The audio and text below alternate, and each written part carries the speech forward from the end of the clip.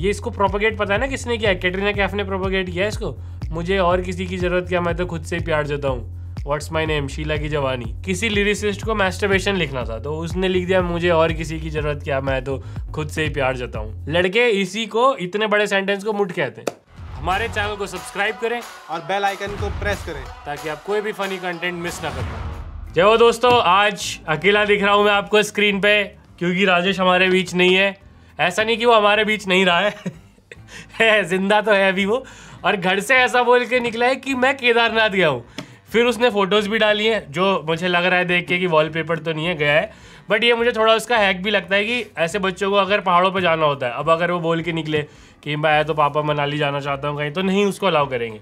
But Kedarnath का बोल के हो गया है, वहाँ दर्शन करके फिर पहाड़ों में थोड़े से मजे कर रहा है। लेकिन हम उसकी याद अपने साथ लेके आए, दस्ताना हम लेके आए दोस्तों, और इसे दस्ताना ही कहते हैं। ग्लव्स व्लव्स बोलने वाले बच्चे फिर वही हैं जिनके पास वार्डरोब है, ठीक है। अलमारी वाले बच्चे से दस्ताना ही कहते हैं, और ये वही दस्ताना है। मैं इसे छू रहा हूँ बट मैं सैनिटाइज करके छू रहा हूँ, लेकिन राजेश यही पहन के मुठ मारता है। तो वो दस्ताना आज हम आप लोगों के बीच लेके आए जिसका वो इस्तेमाल करता है। ये वो दस्ताना है, तो इसके आप दर्शन कर लें और इमेजिन करें कि यहाँ क्या क्या फंसता रहा होगा आज तक। बात करें अगर यूपीएससी की भी, तो इस बार तो रिजल्ट ही आ गया यूपीएससी का, और किसी ने यहाँ से पढ़ के भी अगर टॉप मारा हो तो भाई अपनी फोटो वोटो हमें भेज देना इंस्टाग्राम पे, हम लगा देंगे अपने चार्ट पे कि ये हमारे यहाँ के इंस्टीट्यूट से निकले।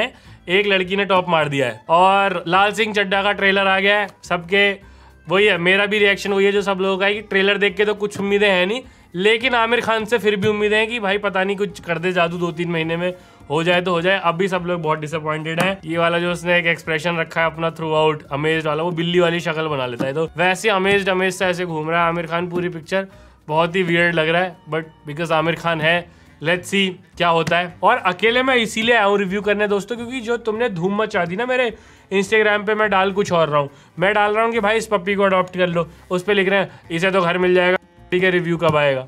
मतलब एक तो ये मुझे लगता है ये कल्चर है ही नहीं हमारी ऑडियंस पे कि जैसे बोलते हैं दूसरे बंदे क्या डालते हैं, guys thanks for checking on me.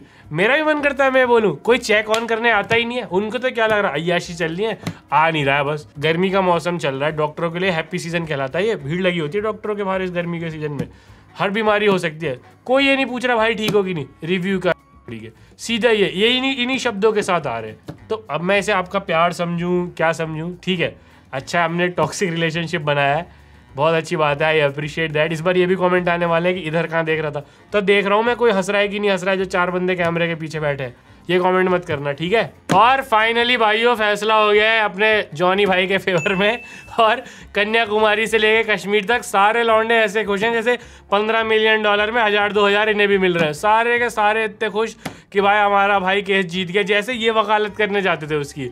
और अब एम्बर हर्ड तो मैं बता रहा हूँ हर लड़की के लिए वो ऐसे बन जाएगी, मतलब अब कहीं भी कोई लड़की अगर ये भी पूछ लेगी ना कहाँ थे इतनी देर, देखो अब एम्बर हर्ड ही बन रही है। मैनिफेस्ट दोस्तों एक और नया चोचला चला है इंटरनेट पे, और मुझे लग रहा है ये भी जेनजी ही ज़्यादा करती है। ऐसा तो मैंने नहीं देखा कि शाहरुख खान ने बोला कि मैंने मैनिफेस्ट किया तो मुझे राजू ईरानी साहब की पिक्चर मिल गई। जो लोग मेहनत नहीं करते हैं दोस्तों वो मैनिफेस्ट करते हैं, ऐसा मेरा पर्सनली मानना है। कैसे एक वर्ड को लंबा कर देते हैं, मुठ का क्या बना दिया उन्होंने, मुझे और किसी की ज़रूरत क्या, मैं तो खुद से ही प्यार चाहता हूँ। ऐसी मैनिफेस्ट का क्या कर दिया, अगर तुम किसी चीज़ को छाओ कायनात और शिद्दत और ये सब घुसा दिया। बट आजकल जनता काफ़ी मैनिफेस्ट कर रही है इंटरनेट पे, तो वही जिनके फादर ऐसे टॉक्सिक हैं तो वो मैनिफेस्ट करते हैं कि ये छोड़ जाए हमारा घर या हम अलग निकल जाए। Guys I always manifested for an independent life because ये टॉक्सिक फैमिली के साथ मेरा हो नहीं पा रहा था। तो वही है, ये खुशियां ढूंढने का तरीका है मेहनत से बच के कि कैसे मिल जाए। तो मैनिफेस्ट आजकल बहुत लोग करते हैं, लेकिन हम बात करते हैं जो फिल्में हमने देखी इस हफ्ते। 3 देखी, एक दिन सुबह से लेके शाम तक राजेश की याद में अकेला मैं हॉल में बैठा हुआ था। सबसे पहले मैंने देखी पृथ्वीराज। अक्षय कुमार बीइंग अक्षय कुमार वही लगे, कुछ अलग से उन्होंने किया नहीं है। फर्स्ट वर्ड मेरा ये है कि इतने महान सम्राट की बहुत बेटर बायोपिक होना डिजर्व करती थी, जो अनफॉर्चुनेटली उन्हें मिली नहीं। क्या क्या फिल्म में मैं आपको बताता हूँ। फिल्म के लीड रोल में अक्षय कुमार, जो प्ले कर रहा है पृथ्वीराज चौहान, सम्राट पृथ्वीराज चौहान, बट लग रहे हैं अक्षय कुमार। मतलब लिटरली उनके मुंह से निकलते निकलते बजाय कि बस साले, बट थोड़ा उन्होंने मर्यादा का पालन किया है कहीं से भी। मतलब वो सम्राट का ऑरा ऐसे कुछ अलग से उन्होंने मेंटेन नहीं किया है। वो स्पेशल 26 में भी वैसे ही दिखते हैं, बच्चन पांडे में भी वही करते हैं, यहाँ भी उन्होंने वही किया है। उनकी पत्नी संयोगिता बनी है मानुषी छिल्लर, और वो राजकुमारी के उसमें तो जचती हैं, जहाँ पे बहुत एक पोलाइट राजकुमारी दिखाई गई है। है ना। और ऐसे जहाँ पोलाइट होने की ज़रूरत है वहाँ पोलाइट है, जहाँ रिवॉल्ट करने की ज़रूरत है वहाँ रिवॉल्ट भी करती है, बट वो स्क्रीन पे अच्छी दिखती हैं, बट एक्स्ट्रा ऑर्डिनरी उन्होंने भी कुछ नहीं किया है, ठीक है। वो है कन्नौज की राजकुमारी जो शादी होके अजमेर आती हैं और दिल्ली की गद्दी की भी वो राजकुमारी बनती हैं इनसे शादी करने के बाद। उनके पिता जयचंद बने Ashutosh Rana, and if I am not wrong ये वही जयचंद हैं। जैसे विभीषण के एग्जाम्पल दिए जाते हैं वैसे ही जयचंद के भी एग्जाम्पल आज तक दिए जाते हैं कि जयचंद बेसिकली जैसे अपनी टीम में कृणाल पांड्या, कि आपको पता ही है आपके अगेंस्ट खेल रहा है, तो उस तरीके का हिस्ट्री में उनका कैरेक्टर रहा है। वो कन्नौज के राजा हैं, उनकी भी नज़र दिल्ली की गद्दी पे है, एंड इतनी ज़्यादा है कि उसके लिए वो बाहर से जो अटैकर्स आ रहे हैं, अटैक करने वाले आ रहे हैं, कब्जा करने वाले आ रहे हैं, उनके साथ भी वो डील सेट कर लेते हैं। तो जयचंद उस तरह के राजा दिखाए गए हैं। सम्राट के जो दरबारी दिखाए गए हैं उसमें एक उनके काका दिखाए गए हैं, काका कन, जिसका कैरेक्टर प्ले किया है संजय दत्त ने। और संजय दत्त की कितनी जगह पे दोस्तों, जैसे अक्षय कुमार की ढोलकी के निकलते निकलते बचा है, इनकी मुंबईया निकलते निकलते बचे। ये बने हैं राजस्थान के राजा, और बातें इनकी कई बार की क्या कर रहा है रे इनका ऐसे निकल रहा है कि किधर जा रहा है, क्या कर रहा है रे। वैसा संजू बाबा ने भी कुछ, बस मुझे खुशी इस बात की कि एक पीरियड फिल्म बनी है और उसमें संजू बाबा को बेरहमी से पिटते हुए नहीं दिखाया, उनको एक स्ट्रॉन्ग वॉरियर दिखाया गया है। चंद बरदाई जो कि बहुत मशहूर पोएट थे उस टाइम के, उस कोर्ट के सम्राट के, जिन्होंने सब लिखा है सारी हिस्ट्री सम्राट की, वो बने हैं सोनू सूद। और सोनू सूद भाई एकदम ही राजा के राइट हैंड मैन भी दिखाए गए हैं, उनको हर जगह कंपनी करते हैं, बहुत खास है उनके, और पोएट भी हैं। और सम्राट को भी ऐसा दिखाया गया है कि वो आर्ट की और इस सब की बहुत रिस्पेक्ट करते हैं, तो वो हमेशा उनको आगे रखते हैं। अब भाई मेन विलेन मानव विज, वो बने हैं मोहम्मद गौरी गजनवी से। और मैंने मैप पे गूगल किया कि भाई गजनवी पड़ता कहाँ था, तो ये अफगानिस्तान का एक प्रोविंस था, वहाँ के प्रोविंस के बादशाह ने आके बार बार यहाँ लूटपाट की, वो मोहम्मद गौरी बने हैं। सम्राट पृथ्वीराज चौहान की लाइफ वहाँ से दिखाई गई है कि मोहम्मद गौरी उनको पकड़ के ले गए हैं अपने वहाँ पे, उन्होंने उनको बंदी बनाया हुआ है, उनकी आंखें निकाल ली गई हैं और अब उन पे शेरों से हमला कराया जा रहा है। फिर कहानी पीछे आती है कि ये सब हुआ कैसे, तो दिखाया जाता है कि कैसे एक बार मोहम्मद गौरी आए थे और उनको मात भी दे दी थी राजा अपने सम्राट पृथ्वीराज चौहान ने, बट बड़ा दिल दिखा के उनको जाने दिया फॉर सम रीज़न। वो फिल्म में दिखाए गए हैं। तो वॉर फ्रंट पे उनका मोहम्मद गौरी के साथ एक स्ट्रगल चल रहा है, दिल्ली की गद्दी पे नज़र है और वो चाहते नहीं है कि बाहर से आके ये लूटपाट करे। बहुत ही उसूलो आदर्श वाले वो राजा दिखाए गए हैं। एक नाचने गाने वाली, जिसको उस टाइम के ऐसे देखा जाता था कि ये तो नाचने वाली है, इसके क्या राइट्स होंगे, बट सम्राट उसके भी राइट्स की फिक्र करते हैं, महिलाओं को भी बराबर रखते हैं, उस तरह का उनका शासन दिखाया गया है। और पैरेलली उनकी लव लाइफ भी चल रही है जो संयोगिता के साथ है, जिनके पिता इन राजा से बहुत अच्छे संबंध नहीं रखना चाहते हैं क्योंकि उनकी नज़र भी दिल्ली की गद्दी पे है और ये भी दिल्ली के राजा हैं ऑलरेडी। संजय दत्त का कैरेक्टर जो है काका कन का, वो उनका साथ देता है। वो कैसे बड़े बड़े फैसलों में उनकी बहुत एक लिबरल अप्रोच है जहाँ वो महिलाओं को ऊपर रखते हैं। और वॉर फ्रंट पे भी वो किस तरह से मतलब युद्ध के जो उसूल आदर्श होते हैं उनका पालन करते हैं, कभी पीछे नहीं हटते हैं युद्ध से, और कई बार अवॉइड भी करते हैं कि जब अगर बातचीत से युद्ध अवॉइड हो सकता है, बट जब देश की मिट्टी पे उस सब पे आती है तब फिर उनके अंदर का वॉरियर भी निकल के आता है। तो उनके कैरेक्टर के अलग अलग एस्पेक्ट ये स्टोरी कवर करती है। अगर मैं बात करूँ क्या क्या अच्छा है, तो एक तो मेरे को आशुतोष राणा की एक्टिंग बहुत अच्छी लगी। इन पर्टिकुलर मुझे ना मोहम्मद गौरी की एक्टिंग ऐसी कुछ खास लगी, अक्षय कुमार इनकी सबकी तो किसी की है नहीं, बट एक वो जो उन्होंने जयचंद प्ले किया है और उनके अंदर एक वो बात लगी कि हाँ वो उस तरह के शासक थे जो एस्पिरेशनल थे टू एन एक्सटेंट की, अपनी बेटी की खुशियाँ भी उन्हें नहीं दिखाई दे रही थी, फिर बाद में जब कुछ गलत होता है तो वो दुख भी उनका दिखाई देता है। तो उनकी एक्टिंग मुझे पर्सनली बहुत अच्छी लगी। तो एक हरिहर वाला जो गाना है वो फील देता है, वो जब भी वॉर पे बज रहा है या जब कैसे कुछ खुशियाँ आ रही हैं, जब भी वो गाना सिर्फ एक मेरे को अच्छा लगा।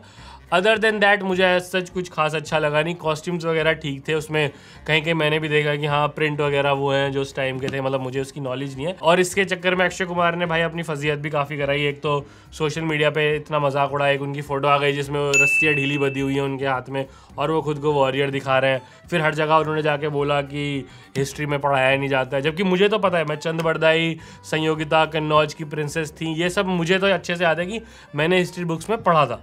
और मतलब हाँ वो पूरा उन्होंने वो नैरेटिव भी करने की कोशिश की, उस चक्कर में भी उनको काफ़ी फजीहत झेलनी पड़ी। और फिल्म के अंदर भी उस तरीके की डिटेलिंग मुझे मिस दिखती है। उसी पे आते हैं कि कमियाँ क्या क्या हैं। अब तुम दिखा रहे हो कि भाई ये हिंदू सम्राट हैं और बहुत ऐसे राजस्थान से आते हैं, उनको बातचीत तो वो दो, वो इश्क मोहब्बत बेपनाह, ऐसे लग रहा है कि मैं मुगल बादशाह की लव स्टोरी देख रहा हूँ। तो मतलब लैंग्वेज पे तो, डिक्शन पे तो काम हुआ ही नहीं है किसी के। एक चीज़ पता नहीं कैसे नहीं खटकी लोगों को, देखने वालों को भी इस पर बात नहीं कर रहा कोई और बनाने वालों को नहीं खटकी। एक जो किरदार है वो भट्ट है, चंद बरदाई, उनको थ्रू आउट संजय दत्त का कैरेक्टर भटवे बुला रहा है। अब मुझे पता नहीं हिस्ट्री में वो इतने कैजुअल थे या क्या थे, बट वो सच में मुझे तो इतना इंसल्टिंग सा और इतना वियर्ड सा लगा पूरी फिल्म में देखते हुए कि ये मतलब ये किस तरीके का मजाक आप पोर्ट्रे कर रहे हो।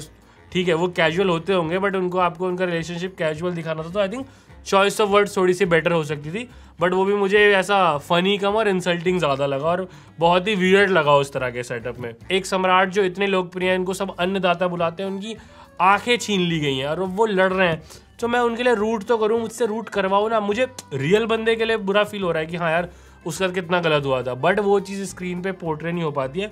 सो ओवरऑल कन्विक्शन की कमी है फिल्म के अंदर और बहुत चीज़ें बहुत कैजुअली की गई हैं, वो बहुत ही वियर्ड लगती है। अगर आपको जाके देखने के लिए देखनी है फिल्म तो देख सकते हो, अदरवाइज मैं तो कहूँगा कोई अच्छी बुक निकाल के पढ़ो और बुक से जानो इनके बारे में, क्योंकि कहानी तो ऑफकोर्स हमें इनकी जाननी चाहिए। आखिरी हिंदू सम्राट ये बताए जा रहे हैं, उसके बाद से दिल्ली की गद्दी पे बाहर के लोगों का ही कब्जा रहा, तो इनकी कहानी डेफिनेटली इंस्पायरिंग रही होगी, वो हमें पढ़ना चाहिए। अब दोस्तों स्टूपिडिटी ऑफ द वीक की बात करें तो मैं ऐसे स्टूपिड बोल के ऐसे वो नहीं होना चाहता लेबल कि कोई मुझे बोल दे कि ये तो सोलोफोब है, सोलोगेमी फोब है, तो मैं बस मुझे लेकिन वियर्ड लगा कि गुजरात में एक लड़की ने खुद से ही शादी कर ली। क्या कमी रह गई थी हमारे राजेश में? मतलब मैं कह रहा हूँ उसने अगर चलो सारे ऑप्शन ट्राई कर भी लेते, एक बार राजेश से तो बात कर लेती है। कोई कमी नहीं है उस लड़के में, 8,000 रुपये महीने के मांगता है, वो भी जायज़ मांगता है, खर्चे हैं उसके, ऐसे नहीं कि कहीं उसे गलत चीज़ों पे खर्चा करेगा। अब मुझे बहुत ही वियर्ड लगा और मुझे वही इतना तो पता चला कि उसने सिंदूर दान खुद ही कर लिया, कन्यादान वगैरह सब किया है। ये इसको प्रोपोगेट पता है ना किसने किया है? कैटरीना कैफ ने प्रोपोगेट किया है इसको। मुझे और किसी की ज़रूरत क्या, मैं तो खुद से ही प्यार देता हूँ, व्हाट्स माई नेम, शीला की जवानी। बेसिकली वही है कि किसी लिरिसिस्ट को मैस्टरबेशन लिखना था तो उसने लिख दिया मुझे और किसी की ज़रूरत क्या, मैं तो खुद से ही प्यार देता हूँ। लड़के इसी को, इतने बड़े सेंटेंस को मुठ कहते हैं। तो इस हफ्ते के रिव्यू में इतना ही। अभी अगले 1-2 एपिसोड बिना राजेश के आएंगे, क्योंकि वो कह के केदारनाथ की गया कहाँ है हमें भी नहीं पता है। उम्मीद करते हैं जहाँ भी गया हो, जो जो उसने मैनिफेस्ट किया हो यहाँ जाने से पहले कि पहाड़ों में मेरे साथ ये हो वो हो, सब हो उसके साथ, भगवान करे कैंपों में उसे मज़े आए, जिस जिस तरह के उसने सोचे हैं, जो जो दुआ मांगी हो उसने सब उसकी कबूल हो। और 1-2 एपिसोड और झेलो मुझे अकेले। Like he like, share he share, subscribe he subscribe, कुछ नहीं तो मेरी अकेले की मेहनत अप्रिशिएट करो। मुझे पता है टॉप कमेंट तो ही आएगा, Shubham is nothing without Rajesh, I know I am nothing without him, लिख देना ये भी। और अप्रिशिएट भी कर सकते हो चाहो तो कि शुभम भाई उस मौसम में आगे अकेले रिव्यू कर रहे हैं जब ऐसे पीलिया वगैरह फैला हुआ है। पीलिया पे बात करेंगे अगले एपिसोड में दोस्तों। Thank you.